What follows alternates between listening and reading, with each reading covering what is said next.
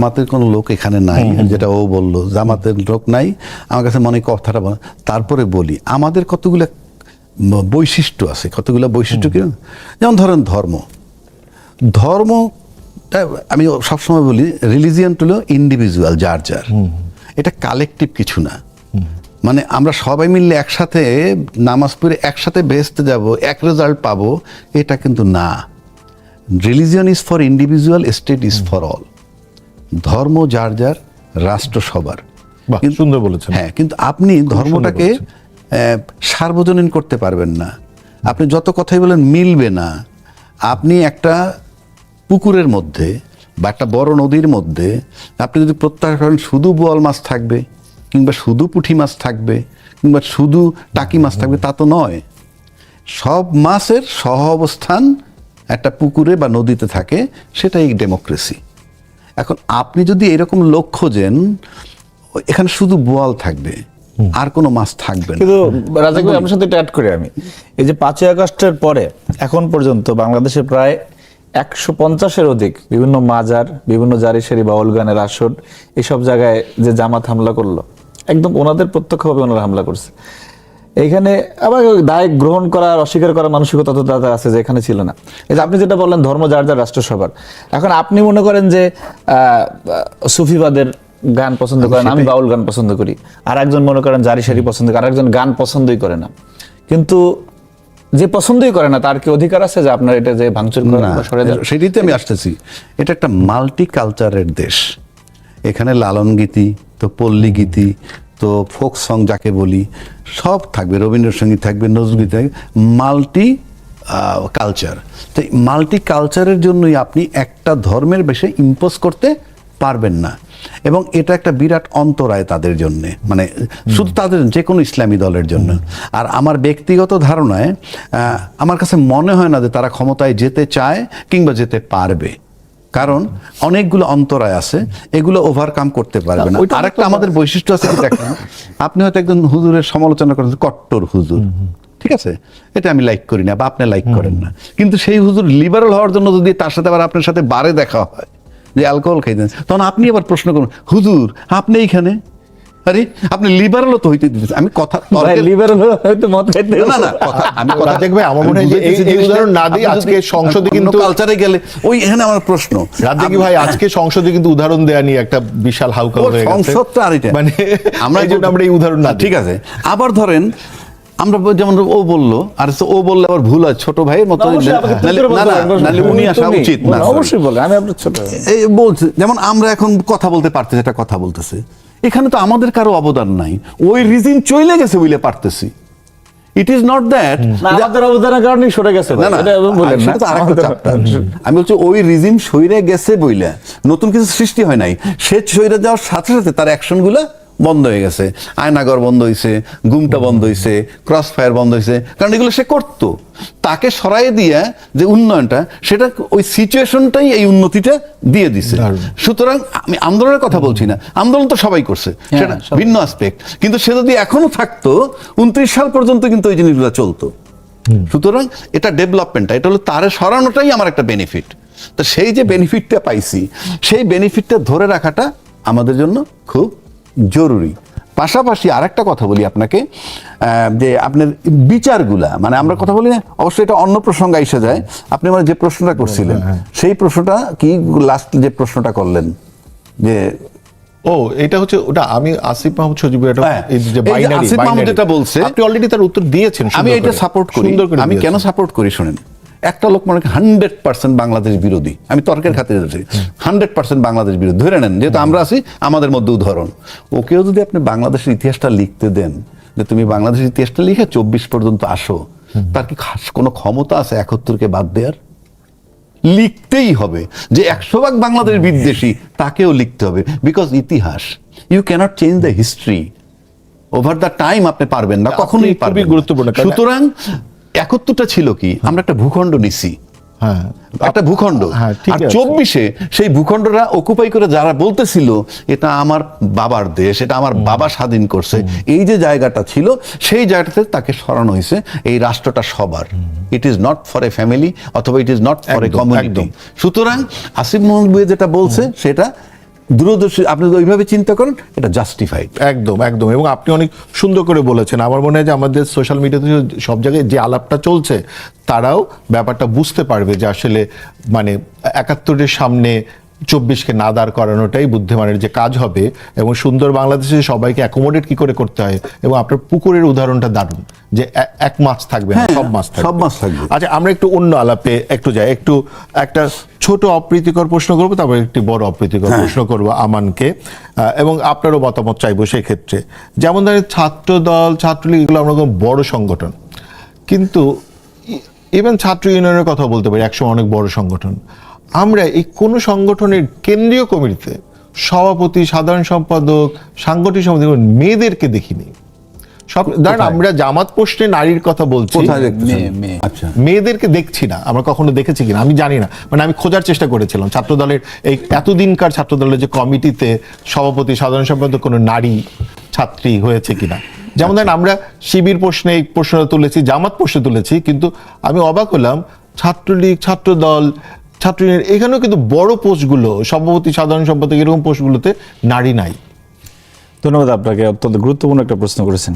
যে দেশে বেগম খালেদা জিয়ার মতো নেত্রী ছিলেন, তিনি প্রধানমন্ত্রী হয়েছেন বারবার, এমনকি পলাতক প্রধানমন্ত্রী মানে ফ্যাসিস্ট হাসিনা, সেও নারী, সেও দীর্ঘ সময় বাংলাদেশের প্রধানমন্ত্রী, বৈধ অবৈধ যেভাবে থাকুক, হ্যাঁ, আমরা এই দুই বাংলাদেশের নারীর সরকার সাথেই প্রধান ছিলাম ছিলেন। দীর্ঘ সময়, 30 বছর। তো যাই হোক, বাংলাদেশ এবং বাংলাদেশের পররাষ্ট্রমন্ত্রী হওয়া, স্পিকার হওয়া, বিভিন্ন বাংলাদেশে এমন, এখন যখন আপনি কথা বলতেছেন এই মুহূর্তে, তখন ঢাকা জেলার এসপি এবং ডিসি দুইজনই নারী, ঠিক আছে। ঠিক আছে, সুতরাং কিন্তু ছাত্র দলের সভাপতি নারী না। না, আমি বলছি এই জায়গাটা, এটা আসলে নারীর কর্মীদের প্রতি অবমূল্যায়ন অথবা আপনার কম মূল্যায়নের কোনো বিষয়ই না। এটাই আপনি দেখেন, বা ধরেন আমি মানে বাস্তবতা আসে, ছাত্র সংসদ যেগুলো বিশ্ববিদ্যালয়ের যে কমিটিগুলো, সেইখানে কিন্তু সভাপতি, সাধারণ সম্পাদক খুব বেশি আমরা দেখিনি। না, আপনি বাস্তবতা আসেন, দেখেন আমাদের এই দেশ তো সমস্যা সংকুল দেশ, এবং আমাদের এত বেশি জনসংখ্যা। আপনি মনে করেন যে রাত্রে 3টার সময় ছাত্র দলের প্রেসিডেন্ট সেক্রেটারির কোনো একটা কাজ থাকতে পারে, ভোর রাত্রে কোনো কাজ থাকতে পারে। কিরকম মনে করেন একটা ছেলে অ্যাক্সিডেন্ট করছে, ছাত্র দলের প্রেসিডেন্ট সেক্রেটারি বের হয়ে যাবে, কোথাও কোনো একটা সমস্যা হয়েছে, ছাত্র দলের প্রেসিডেন্ট সেক্রেটারি বের হয়ে যাবে, নানান বিষয় থাকে, ঠিক আছে। সেখানে আমাদের যে এই দেশের যে সংস্কৃতি, ঠিক আছে, একটা মেয়ে আসলে ওইভাবে একেবারেই কথা বলতে গেলে অনেকে একটা কাটছাট করে আবার ভুল ব্যাখ্যা দিয়ে দিতে পারে, ঠিক আছে। আপনি যারা কম্পিট করে, যারা কম্পিট করে, এখনই আমি রাজি হয়ে গেলে জিজ্ঞেস করব, প্রতিযোগিতা করে, ঠিক আছে, প্রতিযোগিতা করলে প্রেসিডেন্ট সেক্রেটারি হওয়ার ক্ষেত্রে কোনো ধরনের কোনো প্রতিবন্ধকতা, কোনো বাধা বিএনপিতে নাই, ঠিক আছে। যেই দলের অফিসিয়ালি কোনো বাধা নেই, কিন্তু কখনো হয়নি আগে, হয়নি, হবে না হওয়ার কোনো সুযোগ। যেটি যেমন আজকে আমি যেটি উদাহরণ দিলাম, আপনার ঢাকা জেলার এসপিডিসি দুইজনই মহিলা হয়ে গেছেন, সামনে হবে, কোনো ধরনের প্রতিবন্ধকতা নেই।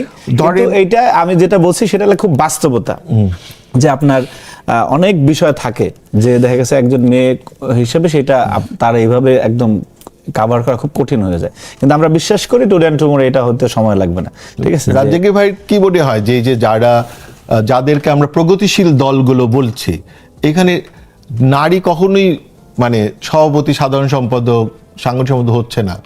এটার জন্য আপনাকে চিন্তা করতে হবে যে আপনার সিলেকশন পদ্ধতিটা কি, নির্বাচনের পদ্ধতিটা কি।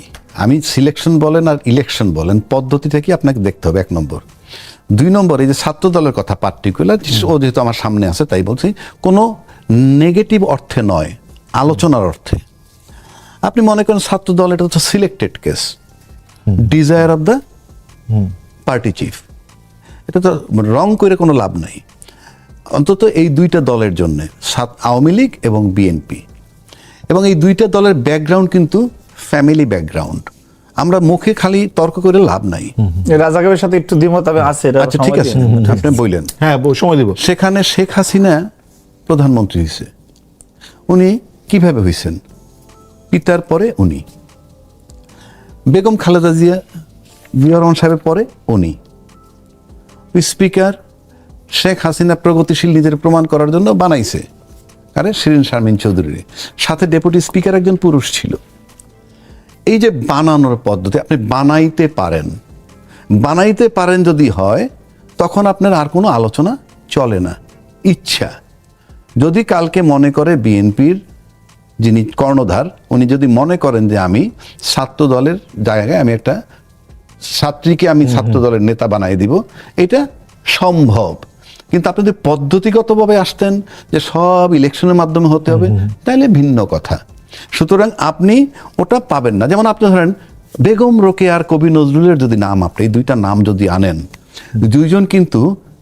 দুইজনই কিন্তু একটা বিশাল ব্যাপার দুই জগতে, পুরুষ জগতে এবং নারী জগতে।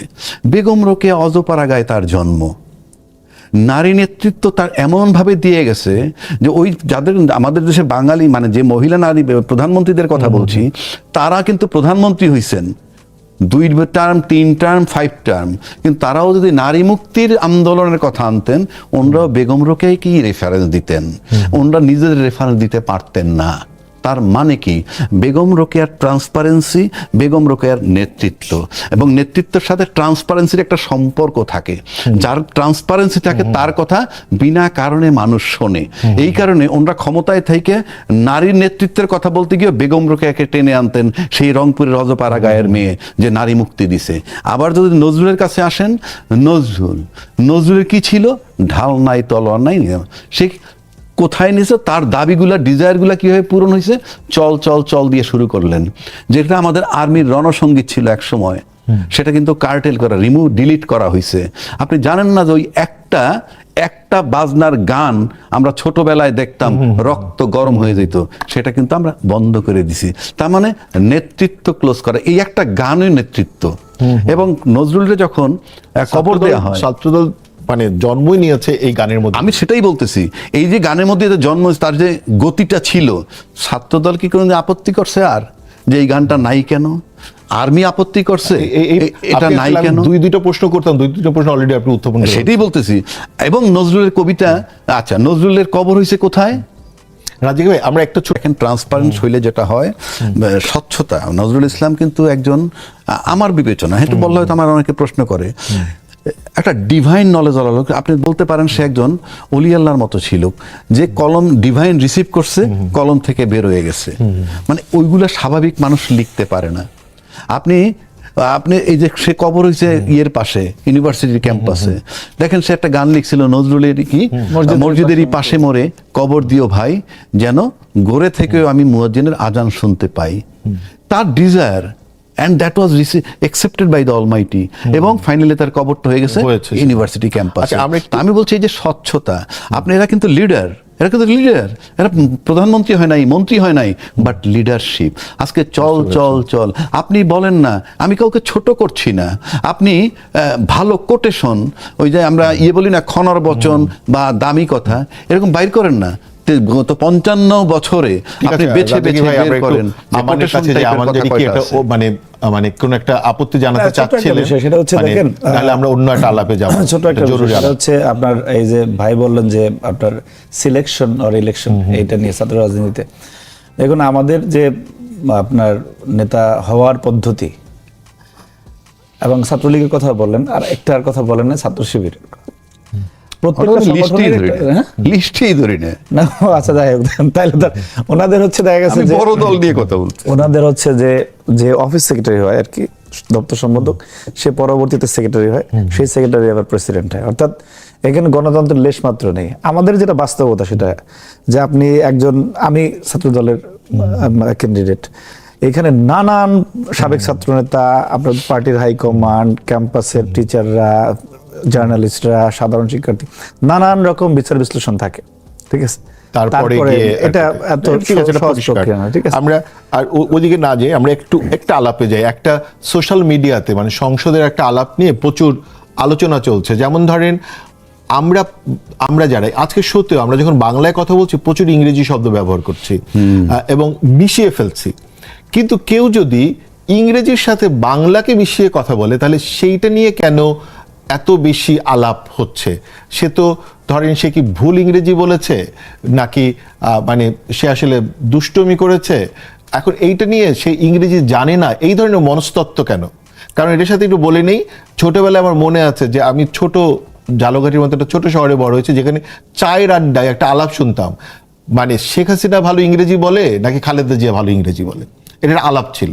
এখন ইংরেজি ভালো বলা বা না বলা কি বড় নেতার লক্ষণ কিনা, আর এখন একজন সংসদ সদস্য ইংরেজির ভিতরে বাংলা বলেছে সেটা নিয়ে আলাপ হচ্ছে। আমি এটা বড় করেই বললাম, এখন যদি আপনার মতামত চাই। শুনেন, আপনি শুনেন, বিষয়টা হচ্ছে যে আপনি বাংলাদেশের যে কোনো বিশ্ববিদ্যালয়ের শিক্ষক বলেন বা বিভিন্ন শ্রেণী পেশার বা সাংবাদিক বলেন, উচ্চশিক্ষিত বলেন, কেউ যদি বলেন যে আপনি 5 মিনিট কথা বলেন অথবা 1 মিনিট কথা বলেন, সে এই বাংলা মানে 1 মিনিট বাংলায় কথা বলেন, এর মধ্যে ইংরেজি শব্দ চয়ন করবে না, 2-একটা ওয়ার্ড ঢুকবে না, আইদার সেন্টেন্স ঢুকবে না, এমন লোকের সংখ্যা খুবই কম।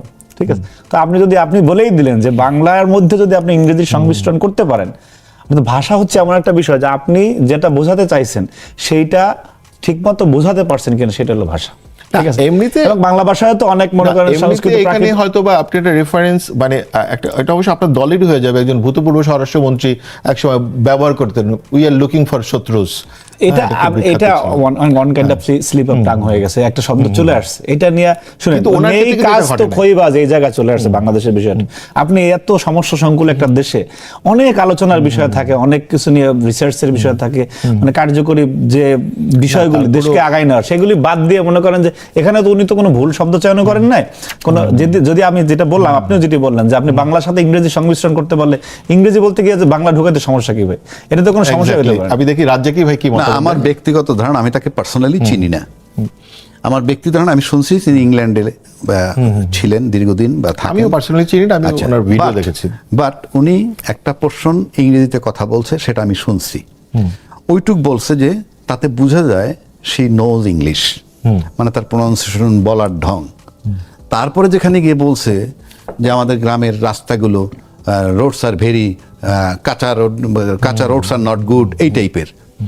আমার কাছে মনে হয় এটা সে ইচ্ছা করেই বলছে, এবং এটা ওই খুব মানে ভুল ধরার মতো কিছু নাই। কেন নাই? উনি জেনে শুনেই বলছেন, ইজি করার জন্য বলেন, সুন্দর বা অ্যাট্রাকশন নেওয়ার জন্য বলেন, বলছে উনি ওনার এক্সপ্রেস যা করার সেটা করেছেন। কেন বলছি কথাটা? আমি নিজে একজনের কথা বলি, কমিউনিকেশনটা হইলো মেইন ভাষার ক্ষেত্রে, আর আপনি ভাবতে পারেন কতটুকু, দ্যাট ইজ ইম্পর্টেন্ট। আমি দেখছি বেগম খালেদা জিয়া যে শোনেন বেশি বলেন কম, এদের সংখ্যা পৃথিবীতে খুবই বিরল। তাদের একজন বেগম খালেদা জিয়া।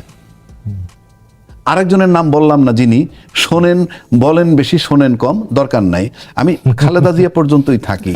এবং ওনার যে মেধা ছিল, ভাববার যে ক্ষমতাটা ছিল, সেটার সাথে ইংরেজি ভালো বলেন না বাংলা ভালো বলেন, ইট ইজ ইরিলেভেন্ট। তার মানে জাতিগতভাবে আমাদের একটা দন্যতা। এটা হলো আপনি কাউকে স্যাটার করতে চান।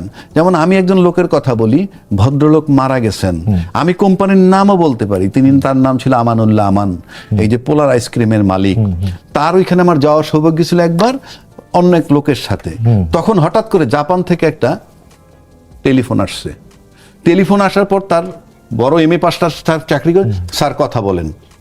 কথা বলতেছে, আমান স্পিকিং, শুনেন, এলসি সেন্ড, ফ্যাক্স কাম, টেলেক্স কাম, শিপ নো কাম। আমি বৈশা বৈশা শুনলাম, এবং আমার সাথে আরেক ভদ্রলোক ছিলেন, মেজর কামরুল নামে, রিটায়ার্ড, মারা গেছেন উনি। দেখলাম তার ভাইটাল যা বলার সব বলছে, একটাও ছুটে নাই। কারণ টাকা এলসি পাঠাইছি, মানে টাকা পাঠাইছি, ফ্যাক্স আইছে, টেলেক্স আছে, শিপ আসে নাই। So that is the basic thing. তো আরেকটা কথা বলি, নন স্পিকিং মানে যাদের মানে ইংরেজি, আমি যেবার যে কথাটা আমি শুনছি, তাতে আমার কাছে মনে হয় she can speak good English, এবং ওইটুক সে রসিকতা কইরেও বলতে পারে, আমার ধারণা। কিংবা পার্লামেন্টের সবার কাছে মানে দৃষ্টি আকর্ষণ করতে, আমি জানি না, কিন্তু আমি এটাকে আলোচনা বা স্যাটায়ার করার মতো আমার কাছে কিছু নাই। ঠিক, ভালো বলেছেন।